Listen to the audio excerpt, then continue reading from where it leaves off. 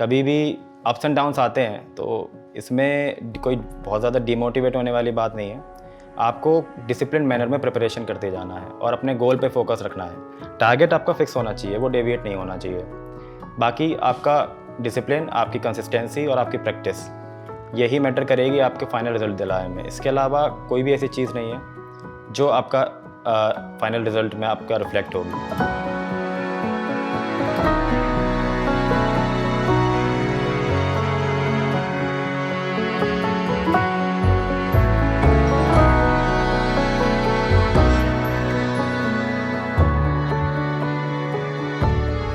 Hello everyone, welcome to Chamomile Tea with Toppers, an initiative by Unacademy. I am Yogesh Tyagi, faculty of Mechanical, Chemical as well as Civil Engineering and Unacademy Plus. और आज हमारे साथ हैं प्रशांत, जिन्होंने AIR2 achieve किया है इन engineering services 2020 और इनका गेट में भी रैंक 16 है। और अभी हम मिलाने जा रहे हैं, ये अपनी पूरी की पूरी सक्सेस स्टोरी जो है वो आपके साथ शेयर करेंगे। Hello Prashant. Hello sir, I am good. तो सबसे पहले तो बहुत बहुत कांग्रेचुलेशन आपको हमारी तरफ से और पूरी की पूरी अनअकैडमी की टीम की तरफ से। Thank you sir. तो सबसे पहले प्रशांत मुझे ये बताइए कि जब आपने अपना जैसे रिजल्ट सुना था या देखा था, तो what was your first reaction? Sir जब रिज़ल्ट आया था तो उस टाइम पे मैं ऑफिस पे था। ओके। तो अब टेलीग्राम ग्रुप पे एडिट थे सर रिज़ल्ट वाले, तो आप जानते हो सर स्टूडेंट्स कैसे होते हैं। रिज़ल्ट डे था, उस दिन एक्सपेक्टेड था कि रिज़ल्ट आएगा। तो पीडीएफ मैनिपुलेट करके, नेम मैनिपुलेट करके दे रहे थे कि रिज़ल्ट आ गया, रिज़ल्ट आ गया। तो हार्ट बीट एकदम मैक्सिमम थी। ओके। तो अराउंड 6 PM जब हम लोग मैं और मेरा एक फ्रेंड था, उसका भी ईएस पे सिलेक्शन हो गया है, तो हम लोग वापस ऑफिस से वापस जा रहे थे, हम लोग रेडी हो रहे थे जाने के लिए, तो पता लगा कि रिज़ल्ट आ गया। तो जब कंप्यूटर पीडीएफ खोली तो 3rd या 4th पेज से रिज़ल्ट स्टार्ट होता है, स्टार्टिंग में वो सब। तो पहले तो सर एक्सपेक्टेड था, मैं ये नहीं कहूँगा कि टू बी वेरी ऑनेस्ट कि मेरा सिलेक्शन नहीं होगा, मुझे ऐसा लग नहीं रहा था। बट सिंगल डिजिट रैंक लाना और सेकंड रैंक लाना, आई थिंक ये it came as a surprise obviously. और वहाँ पे सर, और to be very frank sir, 10 से 15 मिनट तो मैं कुछ नहीं बोला, 10 से 15 सेकंड में कुछ नहीं बोला अपने फ्रेंड से रिजल्ट देख के। मतलब उसको ग्रैस्प करने में थोड़ा सा टाइम लगता है सर कि you achieved AIR2 and in engineering services examination. तो सर रिएक्शन सबका ही कॉमन होता है आई थिंक, तो मेरा भी वैसे ही था। Then I called my family, पापा को बताया, पापा वॉज वेरी हैप्पी। पापा ने मम्मी को बताया and called my sister, then family and friends, फिर बस कॉल आने का सिलसिला चालू हो गया। हाँ, ऐसा अक्सर मतलब होता है कि जब हमारी रैंक आती है तो आपने मतलब ये एक्सपेक्ट नहीं किया था कि मतलब मेरा इतना अच्छा रैंक आएगा? हाँ सर, एक्सपेक्टेशन तो कैसे ही कर सकते हैं कि सिंगल डिजिट आएगा, अभी कोई एग्जाम में रिजल्ट आने वाला है, रिजल्ट आने वाला है। बट वही है कि कहीं ना कहीं ये था कि सिलेक्शन हो जाएगा, बट सिंगल डिजिट ये तो सर। तो प्रशांत, थोड़ा सा हमारे एस्पिरेंट्स को ये बताइए कि आपने अपना स्कूलिंग कहाँ से किया, आपका कॉलेज कौन सा था, कैसे कैसे आपने प्रिपरेशन की? पहले आप थोड़ा सा इस पे फोकस करते हैं। Sir I belong to Lalitpur, Uttar Pradesh. Okay. Native place sir मेरा जालौन है, आपके सर पास ही है। अच्छा। देन बेसिक स्कूलिंग वहीं से हुई है सर, 10th तक। देन 12th में मैं झांसी मूव कर गया था सर, क्लास 12 वहाँ से हुआ है। देन कॉलेज मेरा IIT BHU बीटेक मैंने IIT BHU से किया। I graduated in 2019 sir. Okay. Then I started preparing for engineering services and GATE. तो ये आपने फर्स्ट टाइम ही एग्जाम दिया था? हाँ सर, फर्स्ट अटैम्प्ट था ये मेरा। तो आप अपीयरिंग में थे या pass out? Pass out sir, 19 pass out था, बट 2020 में एग्जाम दिया था। अच्छा, 2020 में आपने एग्जाम दिया? Yes sir. अच्छा प्रशांत, जैसे आपने प्रिपरेशन की इंजीनियरिंग सर्विसेज की, या आपने गेट में भी बहुत अच्छी रैंक अचीव की है, which is also a very very good achievement. वैसे मतलब जैसे लोग बोलते हैं कि AIR2, बट आई थिंक कि मतलब 1 to 5 के जितने भी रैंकर्स होते हैं वो सेम लेवल पे होते हैं। किसी का जरा सा थोड़ा सा भी एक क्वेश्चन इधर हो गया तो वो सेकंड पे पहुंच गया, बट आई डोंट थिंक कि मतलब 1 to 5 में कोई भी डिफरेंस होता है। तो जैसे आपने इतनी अच्छी रैंक अचीव की, तो कब आपके दिमाग में ये चीज़ आई, कब आपको ये मोटिवेशन मिला कि अब मैं इस तरफ जाऊंगा, ESE की प्रिपरेशन करूंगा? सर मोटिवेशन आया उससे कि सेकेंड ईयर जब एंड होने लगा, जब हमारा समर इंटर्नशिप का टाइम आता है। हाँ। उस टाइम पे सर, तब तक ये मैंने डिसाइड कर लिया था कि कॉर्पोरेट वर्ल्ड में नहीं जाना चाहता मैं। अच्छा। इतना मैं क्लियर हो गया था। तो सिविल इंजीनियरिंग में सर होने के नाते सर, ये मैंने जब अपने सीनियर से गाइडेंस लिया, और सर हमारे यहाँ पे भी काफ़ी ES एंड ES ऑफिसर्स हैं, तो उनका कहना ये था कि सिविल इंजीनियरिंग के लिए अगर स्पेसिफिकली बात करें तो इंजीनियरिंग सर्विसेज से आई थिंक बेटर है नहीं। इवन सिविल इंजीनियरिंग के लिए नहीं सर, इंजीनियरिंग में अगर गवर्नमेंट जॉब आपको चाहिए है तो इंजीनियरिंग सर्विसेज से बेटर है नहीं। तो थर्ड ईयर के स्टार्टिंग में सर मैंने ये मतलब कॉन्क्रीट कंसोलिडेट कर लिया अपने माइंड में कि ESE ही करना है। ओके। देन सर टाइम लगता है थोड़ा, तो वो टाइम लगते लगते 6 सेमेस्टर से प्रिपरेशन स्टार्ट की मैंने। 6 सेमेस्टर 7 सेमेस्टर प्रिपरेशन की। देन ये पता लगा कि एज प्रॉब्लम है तो अपीयरिंग में अटैम्प्ट नहीं दे सकते, तो क्योंकि ड्रॉप लेना था तो 8 सेमेस्टर फिर सर वैसे कैजुअल हो गया। देन ड्रॉप ईयर में जब मैंने कोचिंग ज्वाइन की तो वहाँ पे मैंने अच्छे सीरियसली प्रिपेयर किया था। हाँ, तो मैंने देखा है कि एस्पिरेंट्स के साथ ये इशू रहता है जब हम बीटेक में होते हैं या बीए में होते हैं, तो उस टाइम पे हम लोग सोचते हैं कि हम जल्दी से एग्ज़ाम दें, बट ESE के लिए आपका एज का क्राइटेरिया रहता है कि आप 21 के बाद ही इसमें अपीयर होंगे, तो शायद आपके साथ भी ये इशू आया होगा। सेम इशू था सर। 1 जनवरी जिस ईयर में आप अपीयर हो गए एग्जाम के लिए वहाँ पे 21 होनी चाहिए। हाँ हाँ। बट तो ये प्रॉब्लम इशू आ रहा था सर। तो प्रशांत, मुझे थोड़ा सा इसके बारे में बताएंगे, जैसे आपने स्टार्ट किया था प्रिपरेशन, तो प्री के लिए आपकी क्या स्ट्रेटजी थी, और प्री के लिए जैसे क्वेश्चंस वगैरह आपने किए थे तो क्वेश्चंस किस टाइप से आप प्रैक्टिस करते थे, बिकॉज क्वेश्चंस की practice is the most important thing इसमें जब भी आप बात करते हैं। Yes sir. तो कैसे करते थे आप? सर जैसे प्रीलिम्स में 150 क्वेश्चन इन 180 मिनट्स, सिंपल सा कैलकुलेशन है सर। अगर पर क्वेश्चन देखें तो OMR शीट अगर फिल करने का अगर टाइम हटा देते हैं तो आई थिंक 1 मिनट पर क्वेश्चन मिलता है। तो सर ऐसी स्पीड डेवलप करनी होती है कि कुछ क्वेश्चंस बड़े होते हैं, कुछ क्वेश्चंस छोटे भी होते हैं। कुछ क्वेश्चन सर 3-4 मिनट भी ले जाते हैं, कुछ क्वेश्चन सर देखते ही सॉल्व हो जाते हैं। तो मैं जो हमेशा से स्ट्रेटेजी फॉलो करता था सर कि कोई भी क्वेश्चन प्रैक्टिस करता था, मैं एक सेट ऑफ क्वेश्चंस प्रैक्टिस करता था हमेशा, सपोज 20 क्वेश्चंस 30 क्वेश्चंस, उनको टाइम लेके सॉल्व करता था सर। जैसे 30 क्वेश्चन सॉल्व करने ऑब्जेक्टिव तो आई थिंक 25 मिनट्स स्टार्टिंग ऐसे होती थी कि 25 मिनट्स में 30 क्वेश्चन अटेम्प्ट करने हैं। स्टार्टिंग में सर प्रॉब्लमेटिक होगा कि नहीं हो पाएगा क्योंकि एक्यूरेसी और स्पीड उस लेवल की नहीं होती है। देन जब ये चीज़ कंटिन्यूएशन में रहती है सर, तो 2 मंथ 3 मंथ 4 मंथ्स में ये चीज़ आपकी डेवलप हो जाएगी कि आप वो 30 क्वेश्चंस 25 मिनट्स और 20 मिनट्स में भी कर लेंगे। तो ये एक सर एज देता है फाइनल प्रीलिम्स एग्जाम में, जब वहाँ पे आपको 150 क्वेश्चंस आप वेल विद इन 2 आवर्स भी कर सकते हो अगर आपकी नॉलेज अच्छी है, आपका प्रिपरेशन अच्छी है। देन आपको एक रिवीजन का राउंड मिल जाता है कि कहीं मैंने शायद गलती ना कर दी हो, कोई क्वेश्चन न्यूमेरिकल का पार्ट जो थोड़ा बड़ा था मैंने छोड़ दिया हो, वो आप उसको सॉल्व कर सकते हैं दोबारा सर। तो इसलिए टाइम थोड़ा ज़्यादा मिल जाता है इस स्ट्रेटेजी तो से। एस्पिरेंट से आप लोग ये चीज़ थोड़ा सा अपने, जब जितने भी लोग प्रिपरेशन कर रहे हैं उन लोगों को थोड़ा सा अपने लिए ये चीज़ लानी पड़ेगी। ये बहुत ज़रूरी होता है कि जब आप जैसे प्रीवियस ईयर लगा रहे हैं या जो भी क्वेश्चंस लगा रहे हैं तो उनके लिए एक टाइम सेट करिए, बिकॉज लिमिट हमेशा सेट होनी चाहिए। आपके एग्जाम में सारी की सारी लिमिट सेट होती हैं कि इतने टाइम में आपको इतने क्वेश्चंस करने हैं। तो ये प्रशांत ने बहुत अच्छी बात बताई है, और आपको इस चीज़ पे थोड़ा सा, ये इंटरव्यूज इसीलिए होते हैं कि आपको इससे बेनिफिट मिले, तो इस पे आप अपना थोड़ा सा ध्यान रख सकते हैं कि हाँ मैं इस पे अपना काम करूँगा। अच्छा प्रशांत, जैसे कन्वेंशनल के लिए आपने कोई सेपरेटली अलग से प्रिपरेशन की थी या शुरू से ही लेके चल रहे थे कन्वेंशनल का भी? सर कन्वेंशनल का जैसे कोचिंग में क्या होता है सर, कन्वेंशनल में बेसिकली जब कोई भी चीज़ टॉपिक पढ़ा रहे होते हैं तो सब्जेक्टिव क्वेश्चंस के साथ ही आपको कॉन्सेप्ट समझाया जाता है सर। हाँ। ऑब्जेक्टिव पे उतना फोकस नहीं करते। बेसिक जब आपको कोई भी कॉन्सेप्ट समझा रहे होते हैं, कॉन्सेप्ट समझा के कन्वेंशनल क्वेश्चन ही सॉल्व कराया जाता है, जैसे कि आपके जो कॉन्सेप्ट एकदम कॉन्क्रीट हो जाए। तो ऐसी प्रिपरेशन रही है सर प्रीलिम्स के पहले तक, क्योंकि प्रीलिम्स और गेट दोनों ही ऑब्जेक्टिव एग्जाम्स हैं, तो सर एकदम उनको इग्नोर नहीं कर सकते कि कन्वेंशनल की स्टार्टिंग से प्रिपरेशन कर दें। बट जब गेट ओवर हो गया एक बार, उसके बाद से सर कन्वेंशनल की प्रैक्टिस मैंने प्रीवियस ईयर्स क्वेश्चंस जैसे होते हैं, दैन टेस्ट सीरीज़ जो होती है कन्वेंशनल की सर मैंने लास्ट 3 इयर्स की जो कोचिंग की टेस्ट सीरीज़ होती हैं वो सॉल्व की थी। देन सर एक क्वेश्चन बैंक मिलता है सॉल्व करने के लिए, वो सब सॉल्व किया था। बेसिकली सर मेंस में क्या कन्वेंशनल पार्ट में जितनी ज़्यादा प्रैक्टिस होगी सर उतना ज़्यादा बेनिफिट होगा, मतलब डायरेक्टली प्रोपोर्शनल भी कह सकते हैं सर। जिसकी प्रैक्टिस कम होगी, नॉलेज ज़्यादा होगी तो भी सर फ़र्क नहीं पड़ता। नहीं, वैसे टॉपर्स का अलग अलग व्यूज़ रहते हैं। कुछ टॉपर्स बोलते हैं कि पहले हम ऑब्जेक्टिव की प्रिपरेशन करेंगे, उसके बाद बोलते हैं कि नहीं फिर कन्वेंशनल करना चाहिए। आपका इस पे पर्टिकुलर व्यू क्या है कि कैसे मतलब करनी चाहिए? एक साथ ही सारी प्रिपरेशन होती है या पहले ऑब्जेक्टिव लेके चलें फिर कन्वेंशनल लेके चलें? सर अगर स्टार्टिंग में प्रीलिम्स तक सिर्फ ऑब्जेक्टिव करते रहे और considering the time gap between prelims and mains, अभी जो पैटर्न हो गया सर, आई थिंक 3 मंथ्स भी नहीं मिलते पूरे। हाँ। तो उसमें अगर सिर्फ ऑब्जेक्टिव प्रिपरेशन करते रहेंगे और फिर 2-3 महीनों में सर कन्वेंशनल की प्रिपरेशन थोड़ी सी मुश्किल हो सकता है सर। जो बिगिनर्स हैं, हाँ। जो सर पहले से पढ़ चुके हैं या अटेम्प्ट दे चुके हैं, उनके लिए शायद ठीक है सर, वो 2-3 महीने में कवर कर लेंगे। बट जो बिगिनर्स हैं उनके लिए 2-3 महीनों में कन्वेंशनल कवर कर पाना सर थोड़ा सा मुश्किल है। तो उनके लिए सर यही है कि ऑब्जेक्टिव पे स्टार्टिंग में फोकस हो, बट कन्वेंशनल भी धीरे धीरे सर अगर 1 या 2 क्वेश्चंस भी कन्वेंशनल के डेली बेसिस पे हो रहे हैं तो वो सफिशिएंट है। It's time to experience something glorious. Unacademy Combat. Compete, crack, conquer.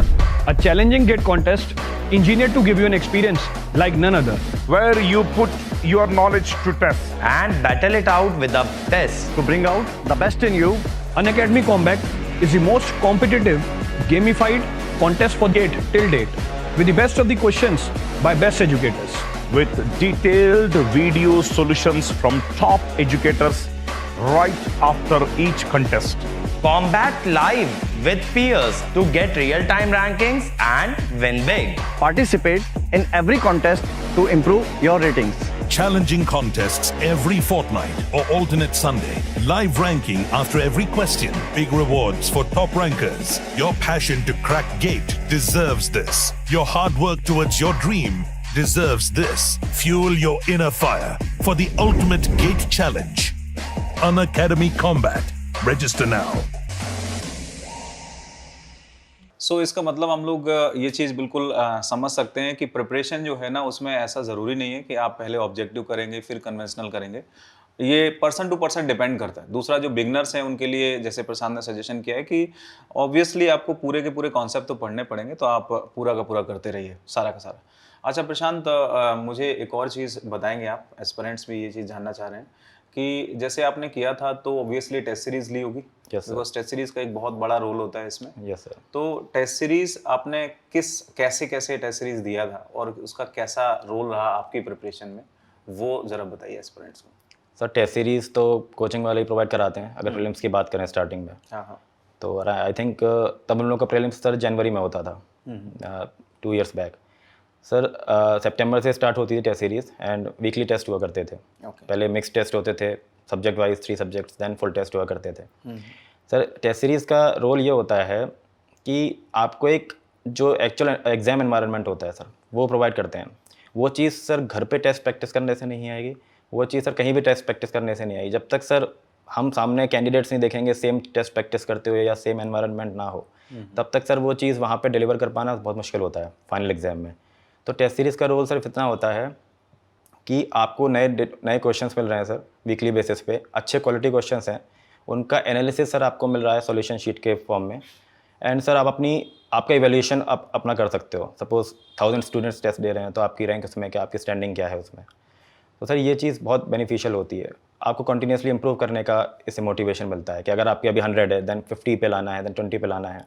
और जब वहाँ पे आप एक बार फिक्स हो गए, कंसिस्टेंट हो गए सर 10-20, तो आपके अंदर एक कॉन्फिडेंस डेवलप होता है सर कि मैं यहाँ अच्छा कर रहा हूँ तो मैं फाइनल एग्जाम में भी अच्छा कर दूंगा। मेरे यहाँ पे इतने अच्छे मार्क्स आ रहे हैं क्वालिटी पे क्वेश्चंस में, तो वहाँ पे भी मेरे अच्छे मार्क्स आ जाएंगे। और ये कॉन्फिडेंस सर एग्ज़ाम में लेके जाना बहुत ज़रूरी होता है। अगर एग्ज़ाम में कॉन्फिडेंस नहीं है सर तो डिलीवर कर पाना अपनी जो कैलिबर है वो बहुत मुश्किल है। तो टेस्ट सीरीज़ का सर बेसिक यही है कि आपका कॉन्फिडेंस बूस्ट करता है, आपको मोटिवेटेड रखता है अगर आप इम्प्रूव कर रहे हो सर। Improvement is important. मैं ये नहीं कह रहा सर फर्स्ट टेस्ट से ही आपकी रैंक टॉप 5 में, टॉप 10 में, डजेंट मैटर, बट आपको इम्प्रूवमेंट दिखना चाहिए अपना। 500 रैंक भी है तो 300 होनी चाहिए, 200 होनी चाहिए, 100 होनी चाहिए, तब तो सर टेस्ट सीरीज़ का फ़ायदा है। Otherwise sir it is a waste of time. It means test series must है। टेस्ट सीरीज मस्ट है sir. Without test series I don't think कि आप किसी भी एग्जाम में कॉन्फिडेंट होकर जा सकते हैं सर। जब तक आपने रियल एनवायरनमेंट फेस नहीं किया, जब तक आपने उस टाइप के क्वेश्चन सॉल्व नहीं किए with in limited span of time, तो इट बिकम्स डिफिकल्ट सर। तो प्रशांत, जैसे कि आपने बताया था कि आपने 3rd ईयर से प्रिपरेशन स्टार्ट कर दिया था और 3rd ईयर किया, फिर आपने फाइनल ईयर किया और उसके बाद आपका मतलब एज नहीं था, इसकी वजह से थोड़ा सा आपका डिले हुआ, फिर आपने फिर से प्रिपरेशन किया और आपने दिया और you have achieve a very good rank. Yes sir. तो जस्ट एस्पिरेंट को एक और चीज़ बताइए कि इसमें कितना टाइम लगता है। अगर जैसे मैं ईएससी की प्रिपरेशन मैं प्रिपरेशन स्टार्ट करूं तो how much time I should take कि मैं आज से स्टार्ट करता हूं तो मुझे अभी कितना टाइम लगना चाहिए, कितना लगेगा मैं प्रिपरेशन करता हूं प्रॉपर। तो सर अगर बात करते हैं सेल्फ स्टडी बेसिस पे, अगर पूरी प्रिपरेशन हो रही है तो सर 1 to 1.5 years ये सफिशिएंट है सर। सफिशिएंट। इससे ज़्यादा ज़रूरत नहीं होगी, इससे कम में भी सर थोड़ी प्रॉब्लम हो सकती है। तो 1 to 1.5 ईयर्स अगर आप दे रहे हो सेल्फ स्टडी के साथ, तो I think that is more than enough. But अगर कोचिंग के साथ, तो सर कोचिंग के साथ प्रॉब्लम ये हो जाती है, अगर बिगिनर्स की बात करता हूँ सर, जो अटैम्प्ट दे चुके हैं उनको तो बेटर आइडिया रहता है, बट बिगिनर्स की बात करें तो कोचिंग के साथ 6-7 महीने में सारा सिलेबस कवर कर पाना उस स्पेस से, कि सुबह से शाम तक क्लासेस हो रही हैं, देन सेल्फ स्टडी कर पाना थोड़ा सा मुश्किल हो जाता है, कोप अप करना सर क्लास के साथ। तो इसीलिए सर मैं यही सजेस्ट करूँगा सबसे कि अगर कॉलेज टाइम में टाइम मिल पा रहा है, अगर 4th ईयर में भी सही, तो स्टार्ट एक अपना बेस कवर कर लें, अपना बेस बना लें, वो बेस कंटिन्यू हो जाएगा आपको कोचिंग में, वहाँ पे आपको बहुत बेनिफिट मिलेगा। हाँ, ये एक रहता है बच्चों में हमेशा कि हमें प्रिपरेशन कब करनी चाहिए, 3rd ईयर से करूं या जब पास आउट हो जाऊं तब प्रिपरेशन स्टार्ट करूं, तो इस पे आपका क्या सजेशन है? कॉलेज के टाइम में स्टार्ट करना चाहिए? सर अगर मन बना लिया है इंजीनियरिंग सर्विसेज का, तो अगर कॉलेज टाइम में टाइम है तो मैं तो यही कहूँगा कि मतलब सर 4th ईयर में कर देनी चाहिए स्टार्ट। अगर आप प्लेसमेंट्स, कॉलेज प्लेसमेंट्स में नहीं जा रहे, आप कुछ वैसा नहीं, 4th ईयर तक आप स्टार्ट कर दें। 4th ईयर एक पूरा ईयर आपको मिल जाएगा सेल्फ स्टडी के लिए। देन आपको कोचिंग ज्वाइन करनी है, आप कोचिंग ज्वाइन कर लें। सेल्फ स्टडी से करना है, सेल्फ स्टडी भी सफिशिएंट है सर उन 7-8 महीने में, आपका 1-1.5 साल पूरा हो चुका है। उसमें अगर आप प्रिपरेशन डिसिप्लिन वे में होगी तो आई थिंक ज़्यादा प्रॉब्लम नहीं आएगी बाद में।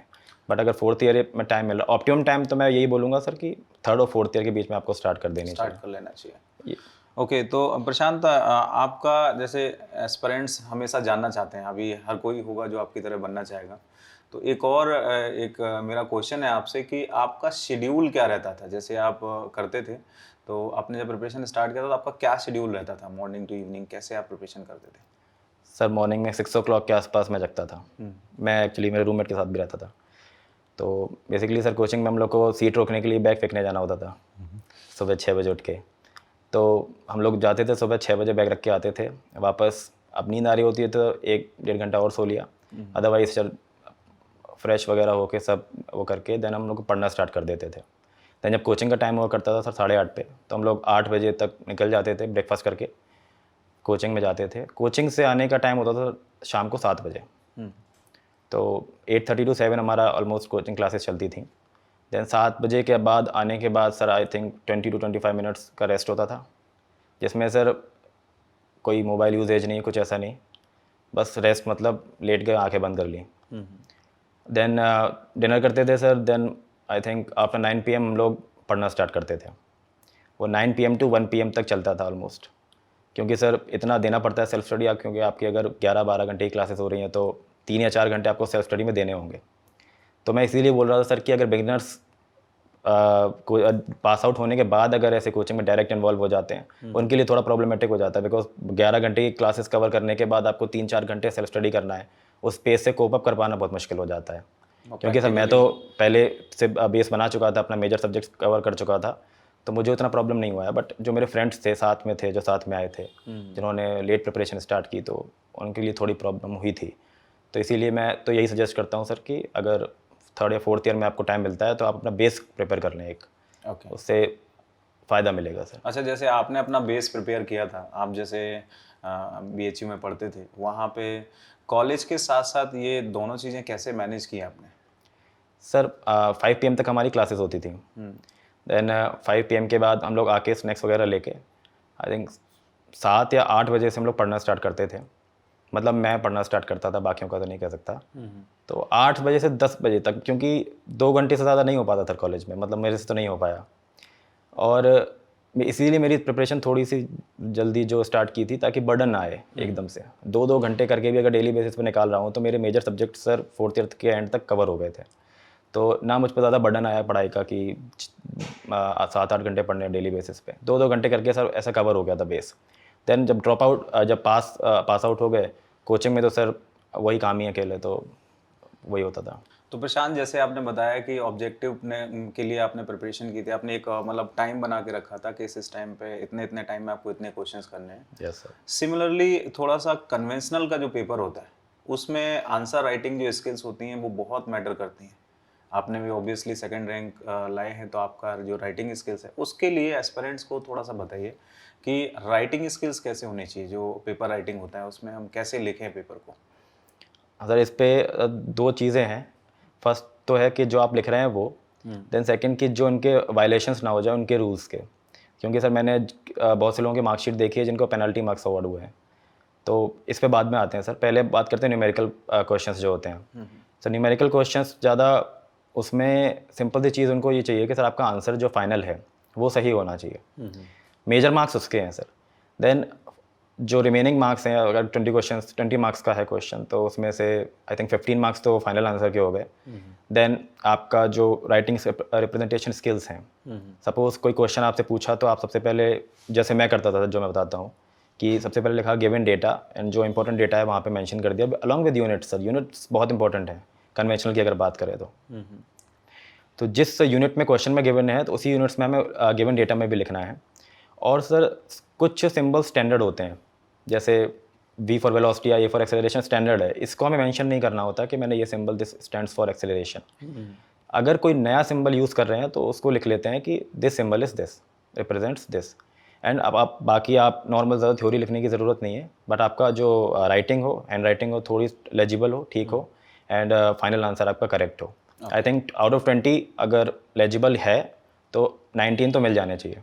मैं तो जैसा टेस्ट सीरीज़ के बेसिस पे बात कर रहा हूँ सर, क्योंकि फाइनल तो पता नहीं कैसे होता है, बट फाइनल टेस्ट सीरीज़ के हिसाब से इतना होता है।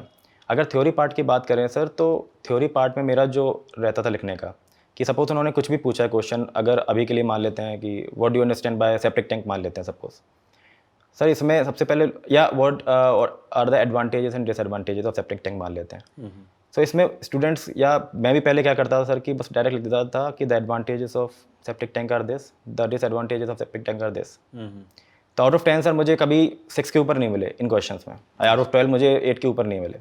और मैं हमेशा ये सोचता था कि क्यों नहीं मिल रहे मार्क्स, क्योंकि मैंने अगर 12 मार्क्स के क्वेश्चन हैं तो 6 एडवांटेजेस 6 डिसएडवांटेजेस सारे सब कुछ अच्छे से लिखा है, क्यों नहीं मिल रहे मार्क्स। मैंने सर एक प्रीवियस ईयर का पैटर्न देखा फिर, कि या जो प्रीवियस ईयर्स जो मॉडल आंसर्स हैं उसमें से ये पता लगा कि जब उन्होंने पूछा कि what are the advantages and disadvantages of septic tank, सबसे पहले सेप्टिक टैंक को इंट्रोड्यूस कर दो एक या दो लाइन में, कि septic tank is used for this anaerobic digestion, ये सब वो आप एक या दो लाइन में इसको इंट्रोड्यूस कर दो।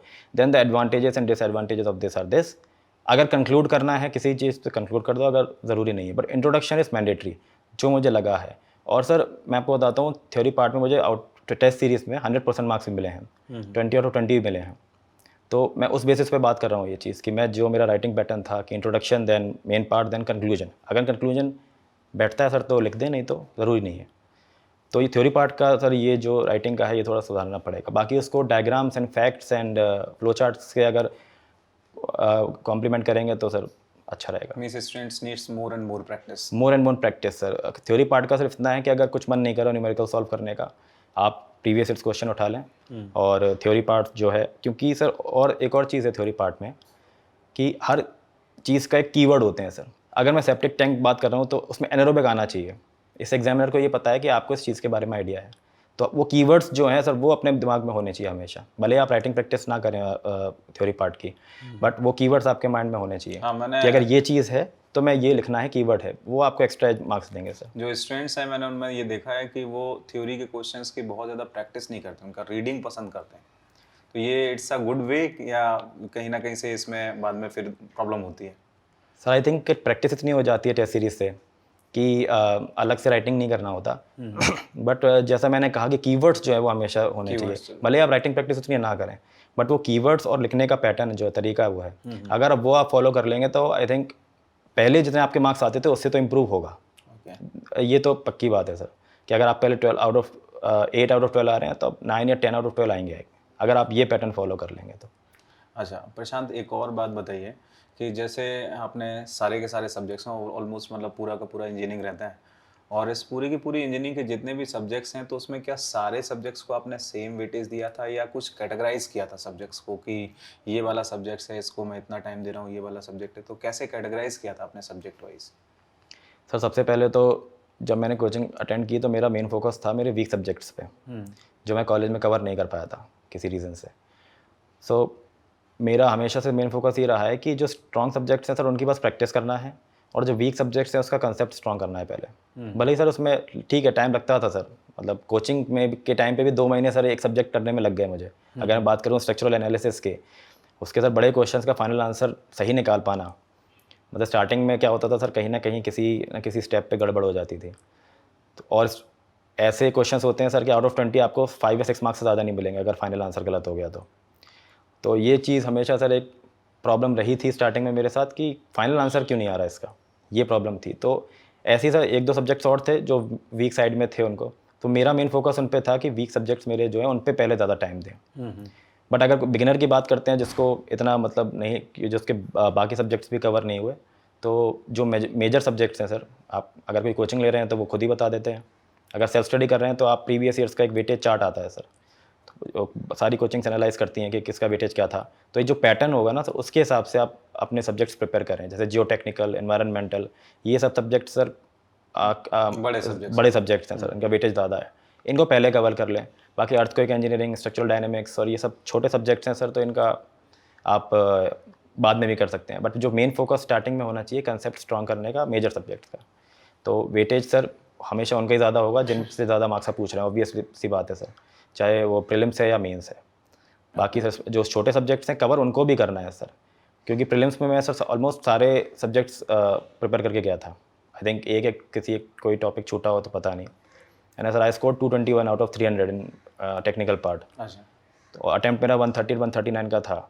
तो सर वही चीज़ है कि अगर सारे सब्जेक्ट्स पढ़े हैं तो आई थिंक वहाँ पे क्वेश्चंस हो जाते हैं। मतलब ऐसा कोई मीन्स क्वेश्चन तो कहीं से भी पूछ सकते क्वेश्चंस कहीं से ही पूछते हैं सर। अब क्या कर रहे हैं, पैटर्न शिफ्ट हो रहा है कि वो जो माइनर सब्जेक्ट्स हैं उनका वेटेज बढ़ा रहे हैं सर। हैं। तो उनमें से करीब 7 या 8 या 10 क्वेश्चंस भी अगर आ गए तो सर यही रैंक डिसाइड कर देते हैं आपकी कि हाँ, मतलब बोलते भी हैं अनप्रिडिक्टेबल सर्विस। सर वो सिंपल सी बात है सर कि वो तो कुछ भी पूछ सकते हैं, सिलेबस में है। अब आप कैसे प्रिपेयर कर रहे हो ये आप पे। तो कोई बंदा अगर वो 20 मार्क्स एक्स्ट्रा ले गया वहाँ पे और आपने भी खूब मेहनत की बट आपने वो सब्जेक्ट को टच नहीं किया, सर आप लैग कर गए। तो ऐसे सर स्ट्रेटजी बनानी होती है कि कोई सारे सब्जेक्ट्स कवर हो जाएं, भले ही उस सेम उसमें ना हो बट सारे कवर हों एटलीस्ट। एक और प्रशांत, जैसे हम प्रिपरेशन करते हैं तो उस टाइम पे हमेशा हमें ऐसा ज़रूरत होता है कि कभी कभी ऐसा होता है कि जब प्रिपरेशन करते जाते हैं तो बीच में कहीं ना कहीं फ्रस्ट्रेशन वाला पार्ट आता है। हमेशा होता है, मतलब मैं देखता हूँ स्टूडेंट्स के लिए।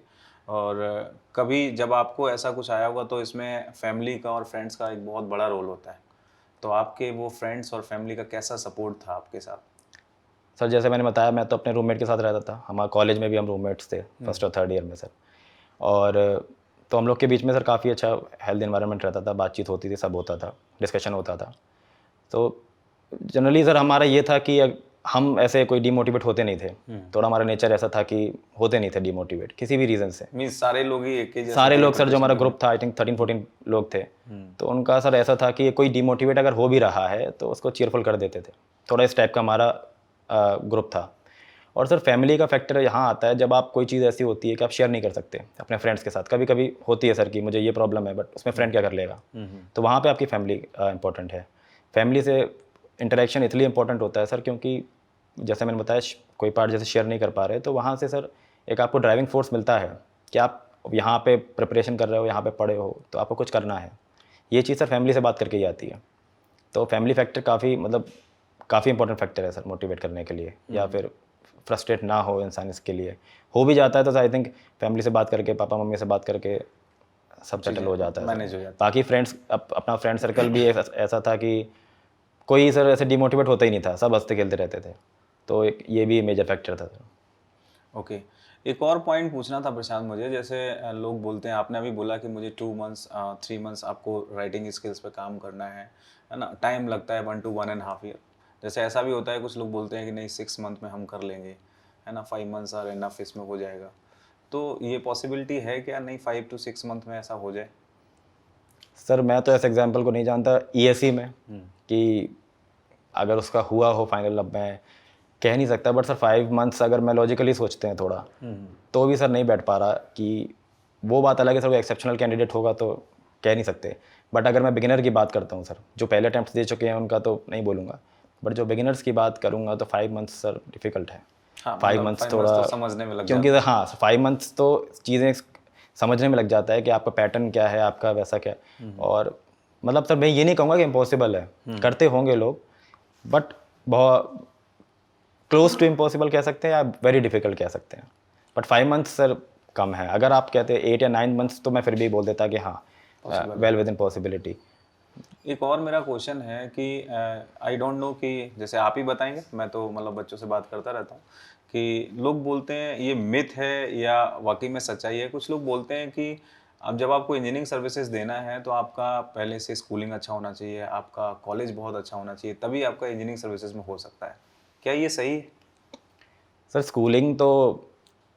स्कूलिंग उतना डिफाइन नहीं करता आपका, आपका बस बेस क्लियर होना चाहिए सर। हाँ। सिंपल जो बेस है आपका वो आई थिंक वो तो सारे जो भी ठीक स्कूल्स हैं उसमें कवर हो जाता है आपका। देन कॉलेज का सर मेजर फैक्टर ये होता है आपका एनवायरनमेंट कैसा है वहाँ पे। जैसे सर हम लोग भी एकदम से ऐसे नहीं कि इंजीनियरिंग सर्विसेज करना है, हम लोग ने भी देखा अपने सीनियर्स को कि यहाँ से रैंक्स निकल रही हैं, यहाँ पे लोग प्रिपेयर कर रहे हैं, लाइब्रेरी में जाके देख रहे हैं तो लोग प्रिपेयर कर रहे हैं ये सब। तो एक जो एनवायरनमेंट क्रिएट होता है ना सर, ये आपको ड्राइव करता है कि अभी वो चीज़ करो।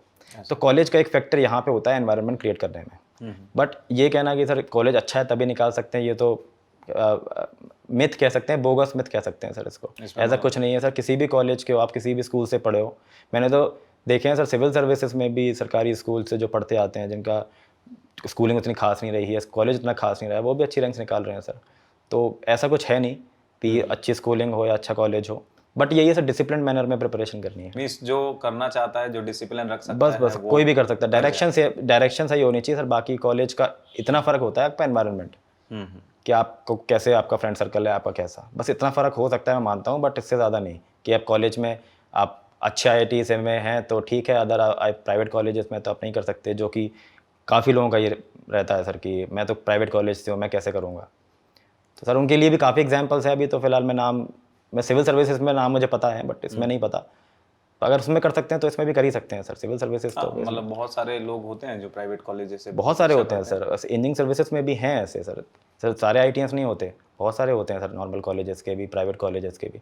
बट डिसिप्लिन मैनर में प्रिपरेशन होगी तो रैंक आएगी सर, ये बात पक्की है। प्रशांत, एक और चीज़ मुझे पूछनी थी कि मटेरियल कौन सा यूज़ करते थे आप?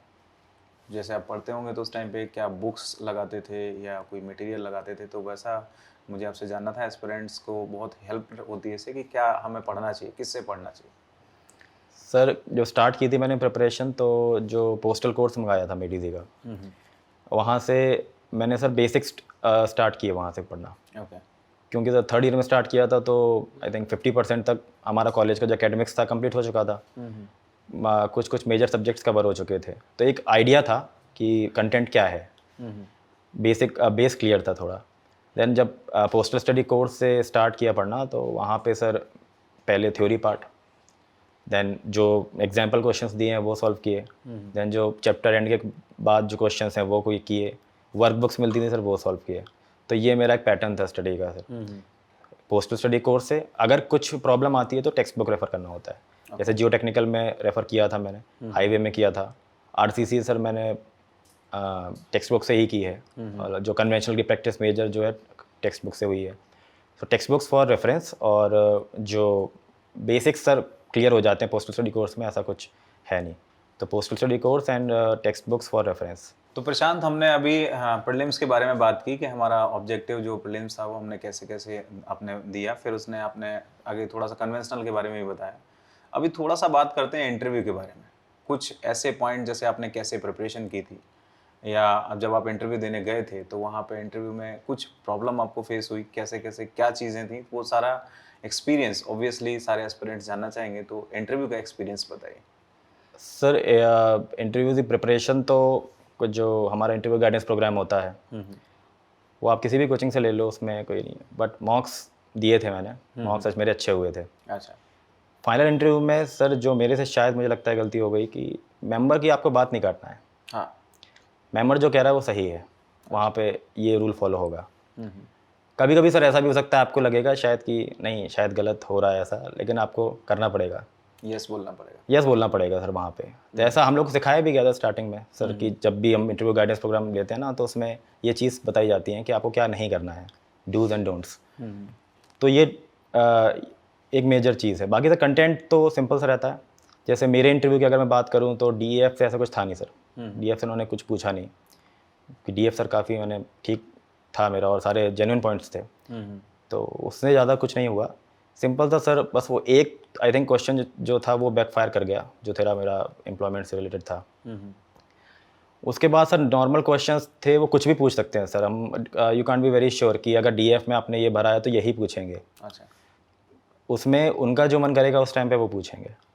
तो जनरल पॉइंट्स हो सकते हैं, कोई जनरल करंट अफेयर्स पॉइंट हो सकता है सर, कोई ज़रूरी नहीं टेक्निकल हो, नॉन टेक्निकल भी हो सकता है। अच्छा, आपका फील्ड में, आप जैसे मैं एनएचआई में था तो उन्होंने फील्ड में कुछ ऐसे क्वेश्चंस पूछे सर, कि जैसे चमोली में भी जो डैम था जो फरवरी के बाद है, वो सब चीज़ें थी। उसके अलावा भी सर फिर कुछ नॉन टेक्निकल पार्ट में चले गए, एनवायरनमेंटल में जो प्रोटोकॉल्स हुए थे वो सब पूछने लगे सर। कुछ भी है वहाँ पे, मतलब वहाँ पे हम ये नहीं कह सकते कि डीएफ में ये भरा है तो यही आएगा। ओके, सो वहाँ पे सर सिंपल सी ये है कि आपको डूज एंड डोंट्स जो है अपने वो फॉलो करने हैं। उसके बाद आई थिंक ठीक है, डिसेंट मार्क्स मिल जाएंगे इंटरव्यू में। ओके। और जैसे डीएफ की ही बात करते हैं तो डीएफ में कितना केयरफुल रहना पड़ता है डायरेक्टली, या हम ऐसे जैसे आपने बोला कि हमने भरा उसका पूछेंगे नहीं पूछेंगे, जैसे आपने एकदम परफेक्ट भरा तो उन्होंने आपके डीएफ से बहुत ज़्यादा क्वेश्चंस नहीं किए, बट जैसे एस्पिरेंट्स डीएफ परफेक्टली भरें या ठीक है ऐसे भर दें पूछेंगे नहीं, तो इस बात की तो कोई गारंटी नहीं है। नहीं सर, बिल्कुल नहीं। डीएफ अगर आपने परफेक्ट सोच के किया कि आपने शायद थोड़े से फॉल्स पॉइंट्स भी डाल दिए जस्ट बिकॉज कि डीएफ अच्छा लगने लगेगा, और अगर उन्होंने वहाँ से क्वेश्चन कर दिया और आप आंसर नहीं कर पाए सर, तो वो नेगेटिव बैकफायर होना है। अच्छा, आपके मार्क्स वहाँ पे कम होंगे, वो समझ जाएंगे सर कि इसमें प्रॉब्लम है कुछ। सिंपल सी बात है, अगर पॉइंट्स नहीं है डीएफ में डालने के लिए तो नहीं डालना है सर। अब जैसे हॉबीज़ में सर, हॉबीज़ में डाला जा सकता है कि आप नॉर्मल सिंगिंग नहीं कह सकते क्योंकि वहाँ पे गाना गवा सकते हैं, या सिंपल सी ऐसी चीज़ जो वहाँ पे वो करवा ना पाए सर, तो ऐसी कोई भी चीज़ आप डाल सकते हो। हॉबीज़ में बहुत सारी चीज़ें, कुछ भी हो सकता है। तो यहाँ पे हम ठीक है सर, थोड़े फॉल्स पॉइंट्स अगर जो डालना भी चाहे वो हो सकता है, बट बाकी जो पॉइंट्स हैं मेरे ख्याल से जेन्युइन रहने चाहिए सर वहाँ पे, क्योंकि वो पूछ सकते हैं। जैसे मेरे केस में नहीं पूछा, बट बाकियों के केस में पूछा है सर। बाकियों का इंटरव्यू भी जैसे पूरा टेक्निकल था, किसी का पूरा नॉन टेक्निकल था। मेरा मोस्टली कह सकते हैं सर कि फील्ड पोर्शन और प्लस नॉन टेक्निकल पार्ट था। टेक्निकल पार्ट जो कि हम पढ़ते हैं नॉर्मली वो नहीं था। तो ये सब चीज़ें कुछ भी हो सकती हैं सर इंटरव्यू के लिए, तो ऐसा नहीं कह सकते कि मेरे इतने मार्क्स आएंगे या मैं इतना श्योर हूँ। इस वी कैन सिंपली से कि हमारी पर्सनालिटी पे डिपेंड करता है कि हाँ वहाँ पे आप कैसा परफॉर्म कर रहे हैं, वहाँ पे जैसे जो डोज हैं डोंट्स हैं वो फॉलो करने हैं बस आपको, जो बताए जाते हैं इंटरव्यू गाइडेंस प्रोग्राम में सर, वो कोई बड़ी बात नहीं है। जैसे इस बार तो 3 या 4 महीने का टाइम मिला था प्रिपेयर करने का, नॉर्मली इतना नहीं मिलता है बट इतना कवर हो जाता है सर। ओके, करंट अफेयर्स से अपडेटेड रहें, और टेक्निकल पार्ट तो फोकस करना ही है जो अभी तक पढ़ते हुए आए हों, और एम्प्लॉयड पर्सनल्स के लिए सर थोड़ा अपना बैकग्राउंड जो है ऑर्गेनाइजेशन का वो सब। बाकी सर फिर तो जो वहाँ होना है वो होना ही है, उसमें नहीं किया जा सकता कुछ। तो प्रशांत अभी पढ़ाई वाली बातें तो बहुत हो गई, आपने बहुत थैंक यू कि आपने एस्पिरेंट्स को बहुत सारी बातें बताई, और अभी थोड़ा सा आते हैं फन राउंड की तरफ। मैं आपसे कुछ रैपिड फायर क्वेश्चंस पूछूंगा, और उन क्वेश्चंस का आंसर आपको जो भी आपके माइंड में फर्स्ट टाइम जो भी आ रहा है बस वही आंसर करना है। Okay sir. ठीक है। Is there any app that you hate but use anyways?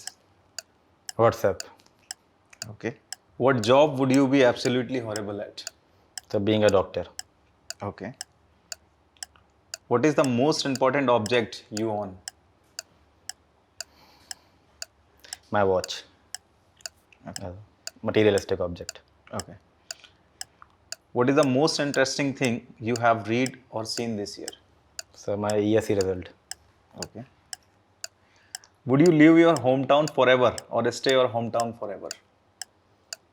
I would prefer to stay at my hometown forever sir, Okay. But conditions कोई अगर ऐसी आ गई तो What movie has everyone else seen but you have not? Peaky blinders web series. Okay. What's your dream job and what makes it so amazing? Sir being a civil servant, may be AS और IPS, public से relate होने का sir ज़्यादा chance है उसमें। Okay. ES भी है sir, but इसमें हम उतना इन्वॉल्व नहीं हो पाते अच्छा, पब्लिक से, जो नॉर्मल पब्लिक है, बट AS और PS में आप डायरेक्टली Public उनकी हेल्प कर सकते हो। तो ड्रीम जॉब सर वही है, और I think hopefully.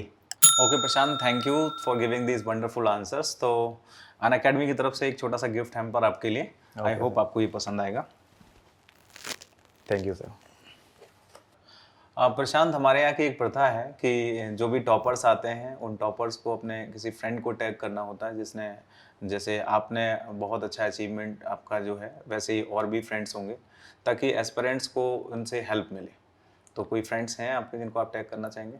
Sir 2 friends को टैग करना चाहूँगा, दोनों ही मेरे बैचमेट्स हैं, 19 पास आउट हैं। एक तो sir Gaurav Verma rank 1 and Komal Pratap Singh rank 75। Okay aspirants, तो हम ट्राई करेंगे कि जो AIR 1 है गौरव वर्मा, उनसे कांटेक्ट करें और ट्राई करेंगे कि उनको आपके सामने लाएं। सिमिलरली जो रैंक 75 है कोमल प्रताप सिंह, उनसे भी हम लोग बात करने की कोशिश करेंगे और आपके सामने लाएंगे कि वो आपको गाइड करें आके, जैसे अभी प्रशांत ने किया है वैसे ही।